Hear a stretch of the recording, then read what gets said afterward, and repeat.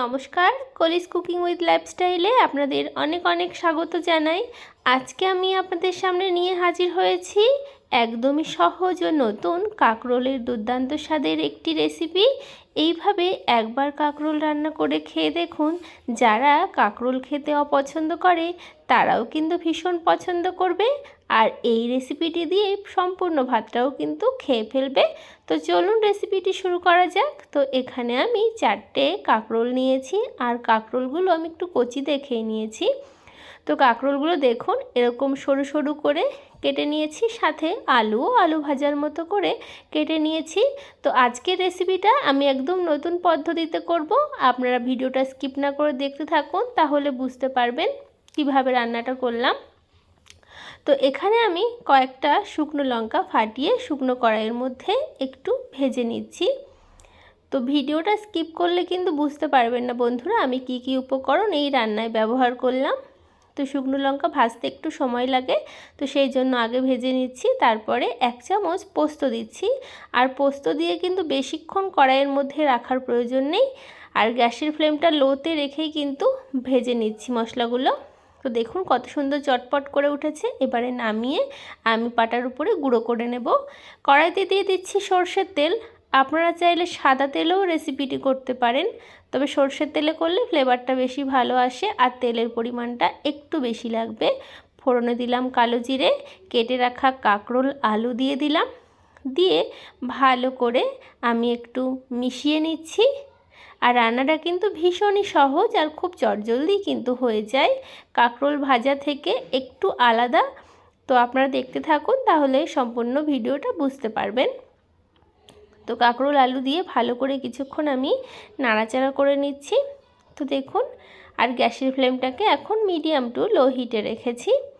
তো কাঁকরোল আলু কালারটা অনেকটাই চেঞ্জ হয়ে এসেছে। এবারে একটা বড় সাইজের পেঁয়াজ কুচি আর কয়েকটা চেরা কাঁচা লঙ্কা দিয়ে দিলাম। পেঁয়াজ কুচিটা আমি আগে তেলের উপরে ভেজে দিতেই পারতাম, তবে এই সময় এইভাবে দিলে খেতে বেশি ভালো লাগবে। পেঁয়াজটা যখন মুখে পড়বে তখন খেতে ভীষণ ভালো লাগবে। আর এই রেসিপিটি আপনারা ভাতের সঙ্গেও খেতে পারেন অথবা রুটির সঙ্গেও খেতে পারেন। স্বাদ মতো নুন, পরিমাণ মতো হলুদ গুঁড়ো দিয়ে দিলাম, দিয়ে ভালো করে মিশিয়ে নিচ্ছি। তো আপনাদের রেসিপিটি কেমন লাগছে অবশ্যই কিন্তু আমাকে কমেন্ট বক্সে কমেন্ট করে জানাতে পারেন। তো এই রেসিপিটি যদি ভালো লাগে বন্ধুরা, তাহলে লাইক, শেয়ার, কমেন্ট, সাবস্ক্রাইব করে পাশের বেল আইকনটা প্রেস করতে একদম ভুলবেন না। ভালো করে মিশিয়ে নিয়েছি, নিয়ে গ্যাসের ফ্লেমটা লো করে ঢাকা দিয়ে দিলাম, যাতে কাঁকরোল আলু ভালো মতো সেদ্ধ হয়ে যায়। তো ঢাকনাটা নামিয়ে নিয়েছি, নিয়ে আমি আবার একটু নাড়াচাড়া করে দিচ্ছি। এবারে একটা মিডিয়াম সাইজের টমেটো আমি টুকরো করে নিয়েছি, টমেটোর টুকরো আমি দিয়ে দিচ্ছি, দিয়ে ভালো করে মিশিয়ে নিচ্ছি।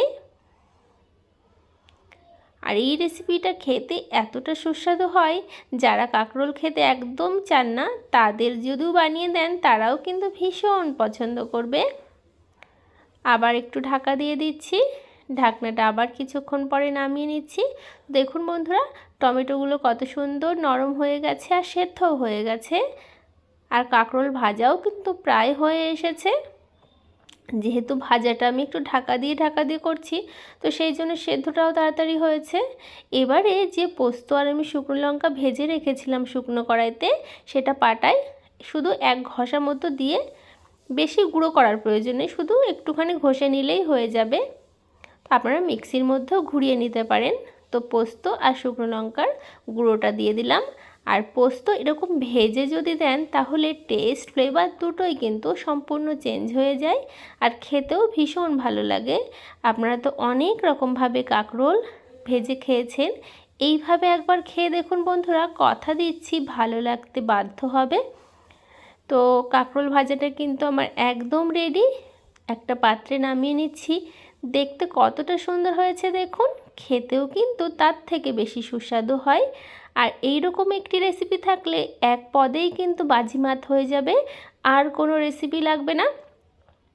তো দেখুন, গরম গরম ভাত অথবা রুটির সঙ্গে পরিবেশনের জন্য তৈরি হয়ে গেল একদমই সহজ ও নতুন কাঁকরোলের দুর্দান্ত স্বাদের একটি ভাজা বা রেসিপি।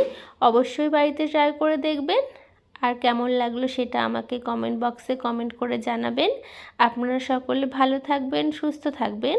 আপনাদের সঙ্গে দেখা হবে অন্য কোনো নতুন রেসিপিতে। আজ তবে বিদায় নিচ্ছি, ধন্যবাদ।